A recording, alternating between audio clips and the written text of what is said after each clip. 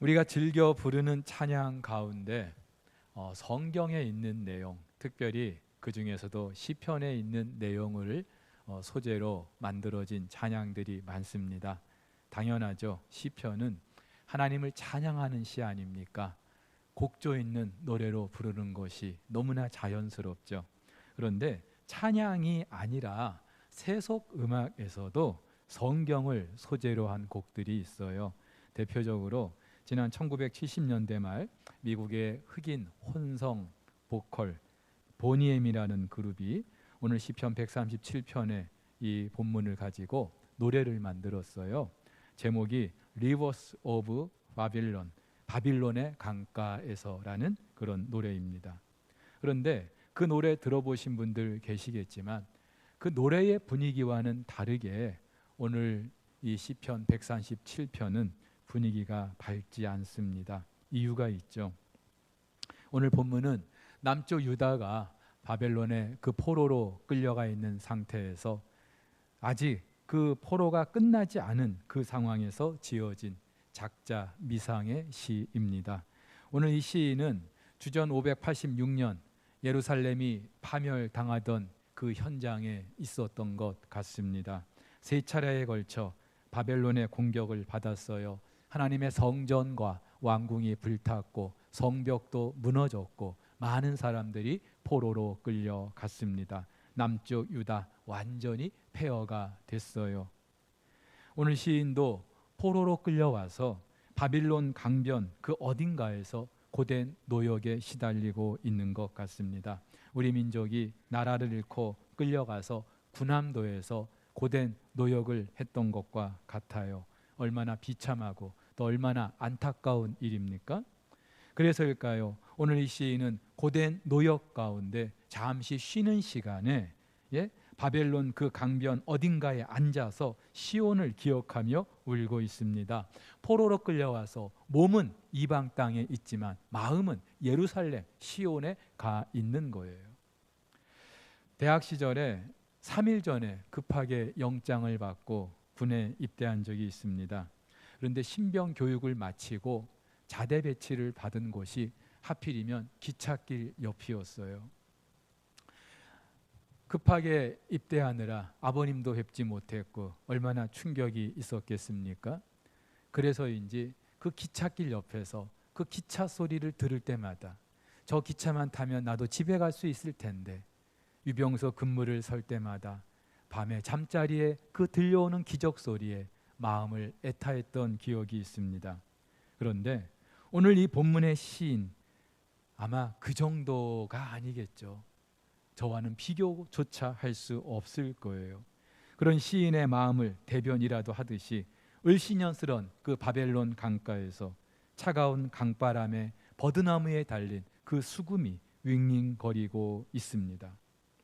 여러분, 지금 시인이 그리워하는 예루살렘 시온은요, 다른 게 아니라 성전이 있는 곳이죠. 하나님 임재가 깃든 곳입니다.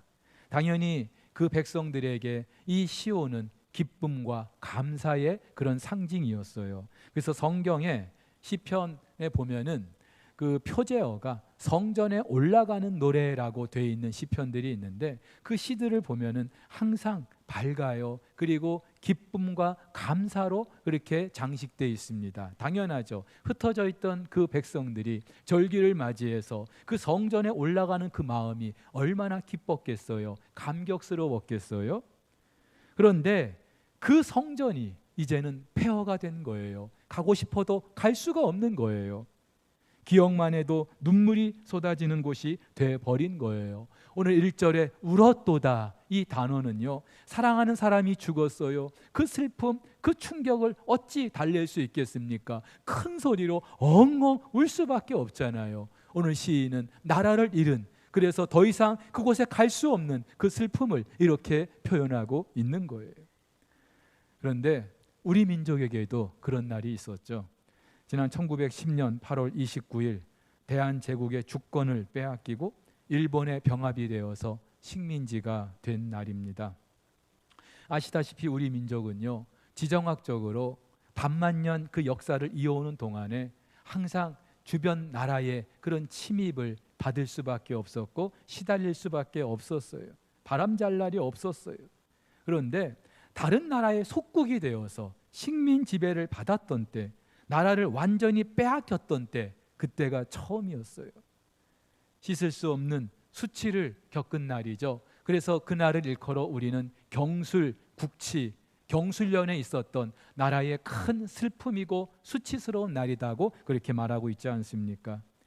이미 5년 전에 을사늑약이 발표되던 때 황성신문의 주필 장지연은요, 시일야 방성대곡이라는 그런 제목으로 이렇게 탄식까지 했어요. 아, 원통하고 아, 분하다.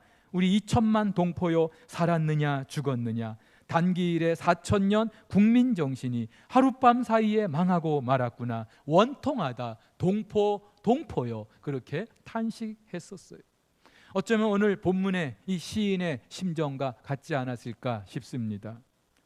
자, 그런데 여러분, 오늘 이 시인이 그토록 울고 있는 것은요, 단지 나라를 잃고 포로로 끌려와 있기 때문이 아닌 것 같아요.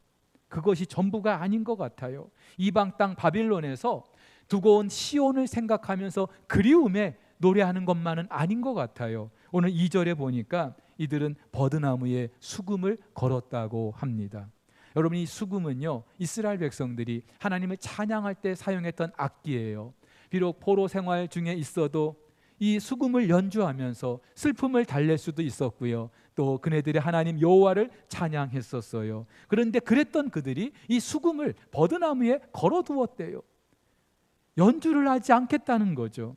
왜 그랬을까요? 그들을 사로잡아 왔던 자, 바벨론 사람들이 이 유대 백성들에게 니들 그 수금을 가지고 니네가 섬기는 그 여호와의 노래를 한번 연주해봐라, 그렇게 시켰던 거예요.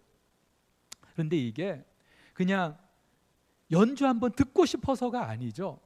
이런 거예요. 믿지 않는 사람들이 회식 자리에서 믿는 사람들을 조롱하기 위하여 야, 너 한번 찬송가 불러봐라, 이런 것과 똑같은 거예요. 이스라엘의 하나님 여호와, 그 여호와가 이 바벨론의 신 마르독보다 못하지 않느냐, 그래서 니들이 포로로 끌려온 거 아니냐, 한마디로 하나님을 조롱하고 이스라엘 백성들을 비웃기 위해서 그 노래를 연주해 보라고 했던 거예요.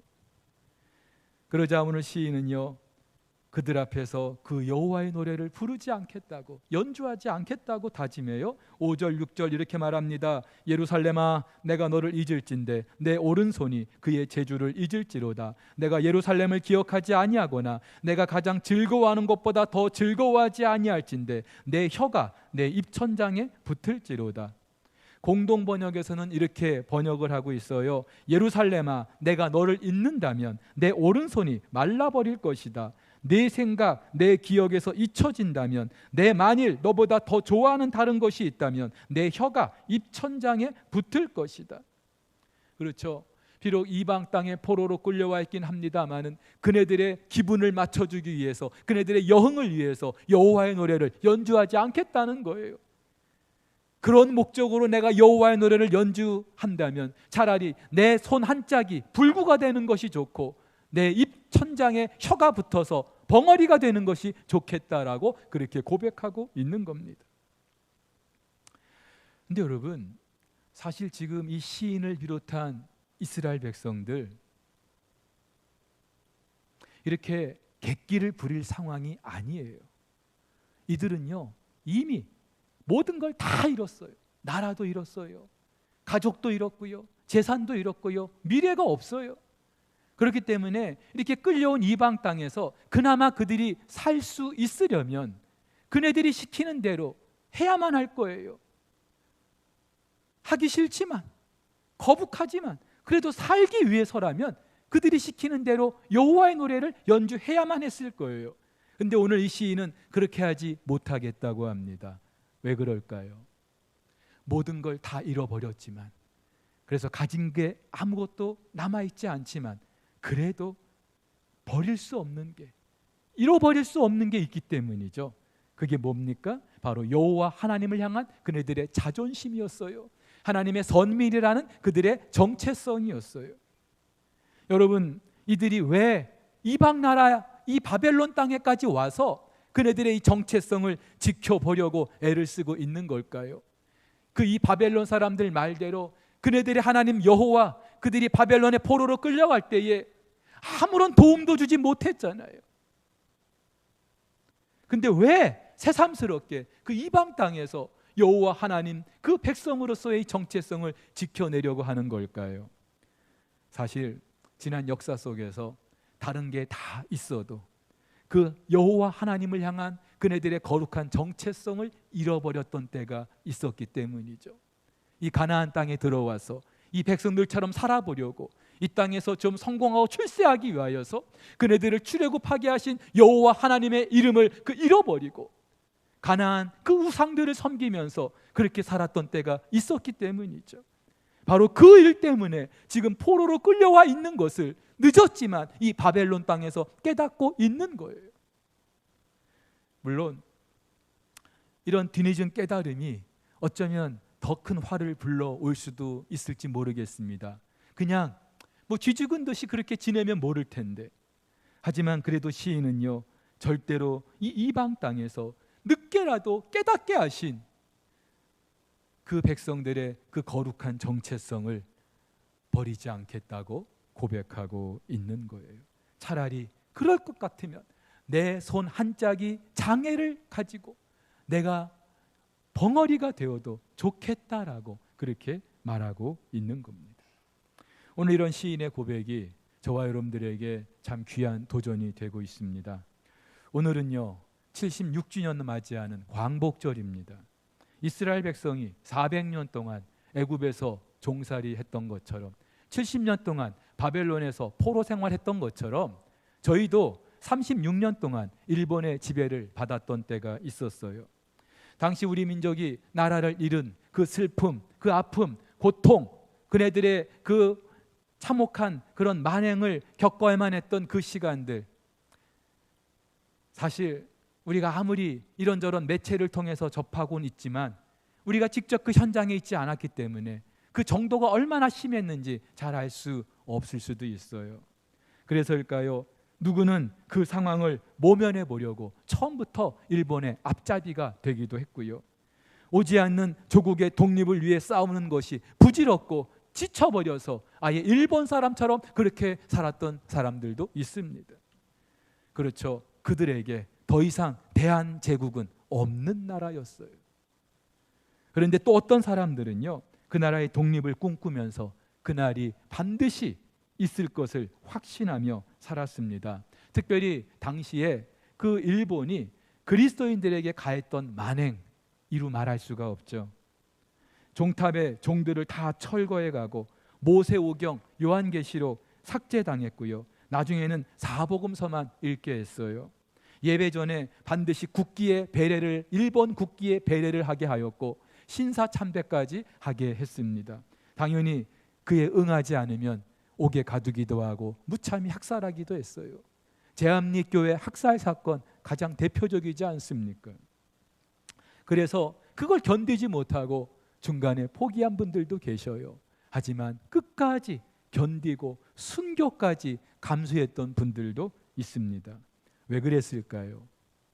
바로 그네들이 가지고 있는 그 정체성, 비록 나라를 잃어버렸지만 그래서 꿈꾸는 그 나라는 더 이상 우리가 기대할 수 없을 수 있지만 그러나 하나님의 백성이라는 그 거룩한 자존심, 정체성, 이것만큼은 내려놓을 수 없었기 때문이죠.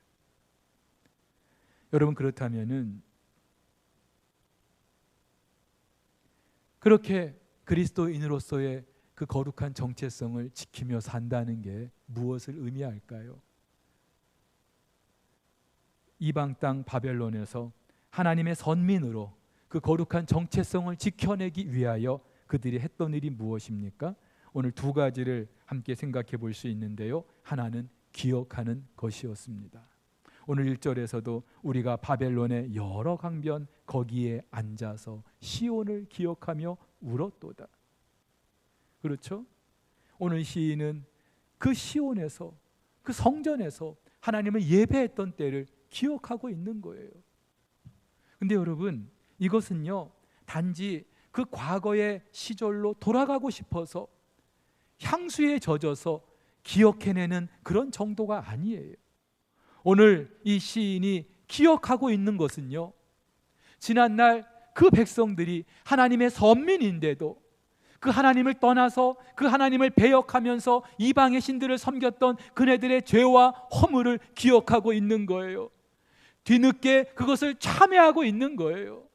그것 때문에 지금 포로로 끌려와 있는 것을 이 시인이 기억하고 있는 거예요. 여러분, 그렇다면은 이방 땅 바벨론에서 이렇게라도 지난날 그네들의 죄와 허물을 기억하는 것이 무슨 의미가 있습니까? 그래야 그네들에게 소망이 있기 때문이죠. 늦었지만 이제라도 지난날 자신들의 죄와 허물을 깨닫고 그것 때문에 이방 땅에 포로로 끌려와 있는 것을, 이것을 안다는 것은요, 기억해낸다는 것은요, 이들이 새로운 회복과 또 구원을 꿈꿀 수 있는 출발점이 되기 때문입니다. 신명기를 보면은요, 모세가 가나안 입성을 앞둔 이스라엘 백성들에게 유난히 반복해서 강조하는 말이 있어요. 기억하라는 거예요. 뭘 기억하라고요? 하나님께서 그 백성들을 어떻게 출애굽하게 하셨는지, 광야에서 그들을 어떻게 인도해 오셨는지 그 하나님을 기억하라는 거예요. 그런데요, 이 기억하라는 말은 또 한편 그럼에도 불구하고 이 백성들이 얼마나 하나님 앞에 패역했는지 그걸 기억하라는 거예요. 10가지 재앙으로 애굽을 나오게 하셨는데, 홍해를 갈라주셨는데, 광야에서 만나와 메추라기를 주시고 불과 구름 기둥으로 인도하셨는데, 그런데도 불구하고 하나님을 배역하고 하나님을 등지며 살았던 그 지난 광야 40년 너희들이 기억하라는 거예요. 여러분, 이걸 기억하는 게 왜 중요합니까? 그래야 새로운 시작을 할 수 있는 출발점이 되기 때문입니다. 해방을 불과 얼마 앞두고 옥사했던 시인 윤동주, 사실 1941년 일본 유학을 앞두고 히라누마 도주라는 그 이름으로 개명을 했었습니다. 민족 시인으로 알려진 윤동주도 창시 개명을 했던 거예요. 그런데 이런 자신이 너무나 부끄러웠던 거죠. 괴로웠어요. 그래서 그가 쓴 별 해는 밤이라는 그 시를 보면은요, 그런 자신의 이름이 부끄러워서 이내 그 이름을 흙으로 덮어버린다고 그렇게 고백하고 있습니다. 그렇죠. 짧은 순간에 불과하지만 자신의 그 부끄러움을 기억한 거예요. 속죄하고 싶은 거예요. 그래서 십자가라는 시에서 윤동주는 이렇게 고백합니다. 괴로웠던 사나이 누구예요? 윤동주 자신이죠. 행복한 그리스도에게처럼 십자가가 허락된다면 모가지를 들이우고 꽃처럼 피어나는 피를 어두워가는 하늘 밑에 조용히 흘리겠습니다. 고백하고 있어요. 사랑하는 우리 성도 여러분, 그렇다면 저와 여러분 무엇을 기억하고 계십니까? 지난날 저와 여러분들도 하나님 앞에 너무나 부끄러운 일들이 많이 있었잖아요. 헤아릴 수 없는 죄와 허물이 너무나 많잖아요. 그런데도 신실하신 우리 하나님, 당신의 아들 예수 그리스도 십자가 보혈로 우리의 죄를 사해 주시고 우리를 하나님의 자녀 삼아 주지 않았습니까? 그 은혜로 오늘 이 하루하루를 살게 하시지 않습니까? 그래서 바울처럼 내가 나 된 것은 하나님의 은혜입니다, 이렇게 고백할 수밖에 없는 것이 저와 여러분인 줄 믿습니다. 여러분, 그렇다면은 저와 여러분들이 무언가 앞으로 지금보다 나은 그런 새 날, 그것을 기대하기 위해서는요, 그것을 꿈꾸기 위해서는요, 바로 지난날 우리들의 죄와 허물을 기억하고 그럼에도 불구하고 우리를 구속하신 그 하나님의 사랑을 기억하는 것으로부터 시작할 수 있기를 주의 이름으로 축복합니다. 자, 그런데 그 바벨론 땅에서 이스라엘 백성들이 했던 일이 또 하나 있죠. 기대하는 거였어요. 오늘 7절 이하를 보면은요, 그렇게 이 백성들을 포로로 끌려오게 했던 대표적인 두 민족을 고발하고 있습니다. 하나는 당연히 바벨론이죠. 근데 또 하나 에돔 족속을 고발하고 있어요. 여러분, 이 에돔 족속은 에서의 후손이죠. 이스라엘과는 형제지간입니다. 근데 역사를 보면은 이 이스라엘과 에돔은요 항상 적대적인 관계에 있었어요. 형제의 나라인데도. 심지어 이 남쪽 유다가 바벨론의 포로로 끌려갈 때에 잘된 일이다, 꼬신 일이다. 오늘 성경에 보세요. 저들을 허물어 버려라. 그 기초까지 허물어 버려라. 저주를 퍼부으면서 심지어 그렇게 바벨론의 그 폐허가 된 그 남쪽 유다를 약탈하고 공격을 했던 민족이 에돔이었어요. 그래서일까요? 오늘 시인은 저주에 가까울 정도로 저 에돔 허물을 하나님께서 심판해 달라고, 심지어 그 어린 아기를 바위에 맺히듯이 그렇게 인정사정 봐주지 말고 심판해 달라고, 한마디로 복수해 달라는 거죠. 근데 여러분, 여기서 우리가 분명히 알아야 될 게 있는데, 오늘 시인의 이 호소는요, 우리가 그 민족 때문에 이런 어려운 일을 겪었으니까 하나님 원수를 좀 갚아주십시오, 이런 차원이 아니에요. 오늘 시인은요, 비록 자기네 백성이 이방 나라의 포로로 끌려와 있지만 그러나 여전히 하나님께서 역사의 주관자이심을 알고 있는 거예요. 이 바벨론이 지금 이 세계를 제패하는 최강국이지만 그러나 이 바벨론을 주관하시는 분이 하나님이신 것을 알고 있는 거예요. 그리고 그 하나님은요, 당신의 때에 하나님 당신의 나라를 이루어 가실 것을 분명히 알고 있었던 거예요. 그래서 그 역사의 주관자이신 하나님께, 그 하나님이 이루실 하나님 나라를 기대하면서 호소하고 있는 거예요. 여러분, 일제시대 우리 믿음의 선배들도 그랬습니다. 일본이 아무리 대단해도 하나님께서 역사의 주관자이심을 믿고 있었어요. 하나님을 대적하는 그 오만한 세상 권력, 하나님이 반드시 물리쳐 주신다는 사실 믿고 있었어요. 그래서 우리 믿음의 선조들은요, 그 일제 치하에서 그 고통을 겪으면서도 이렇게 찬양하며 나아갔던 거죠. 세상 나라들은 멸망당하나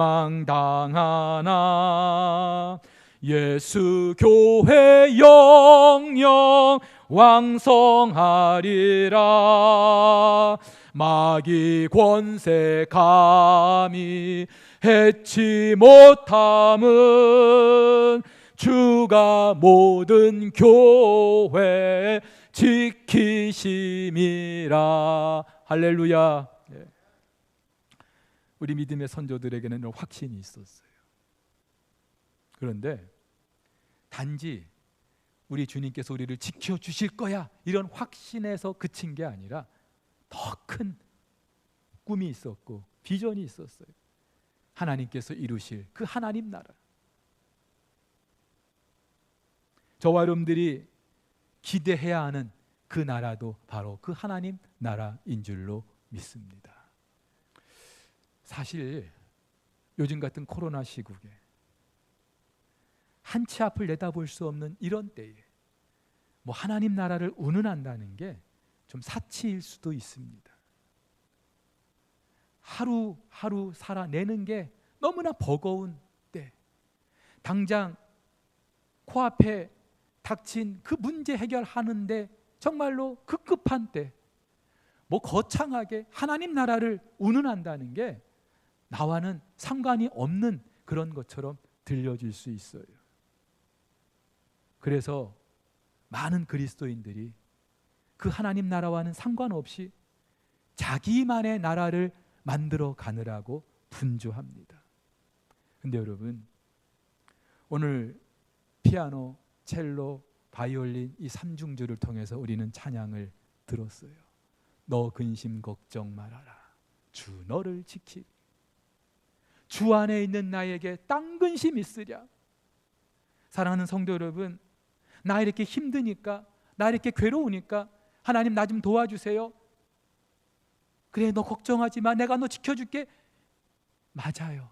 하지만 그렇게 너 근심 걱정 말아라, 그렇게 말씀하신 주님께서 뭐라고 말씀하셨어요? 무엇을 먹을까, 무엇을 마실까, 무엇을 입을까 염려하지 말아라. 이건 다 이방인들이 구하는 것이다. 너희는 먼저 그의 나라와 그 의를 구하라고 말씀하셨어요. 사랑하는 성도 여러분, 하나님 나라를 구하면서 그 나라를 꿈꾸며 사는 사람들에게는요, 당장의 그 걱정거리, 염려거리 아무것도 아닌 것처럼 생각되게 해 주실 줄로 믿습니다. 그 나라를 이루실 하나님께서 그 나라의 백성인 저와 여러분들을 지켜주실 줄로 믿습니다. 물론 지금은 보이지 않아요. 희미해 보여요. 손에 잡히지도 않아요. 그런데 아브라함은요, 그것을 멀리서 보고 환영했어요. 바울도요, 지금은 거울로 보는 것처럼 희미해 보이지만 그날은 얼굴과 얼굴을 마주해 볼 것이라고 그날을 사모하고 있었어요. 무엇보다 환상 가운데 그 나라를 보았던 요한 이렇게 고백하죠. 또 내가 보매 거룩한 성 새 예루살렘이 하나님께로부터 하늘에서 내려오니 그 준비한 것이 신부가 남편을 위하여 단장한 것 같더라. 내가 들으니 보좌에서 큰 음성이 나서 이르되 보라, 하나님의 장막이 사람들과 함께 있으며 하나님이 그들과 함께 계시리니 그들은 하나님의 백성이 되고 하나님은 친히 그들과 함께 계셔서 모든 눈물을 그 눈에서 닦아주시니 다시는 사망이 없고 애통하는 것이나 곡하는 것이나 아픈 것이 다시 있지 아니하리니 처음 것들이 다 지나갔음이로라. 아멘. 여러분, 바벨론 땅에 포로로 끌려갔던 그들에게는 이런 소망이 있었어요.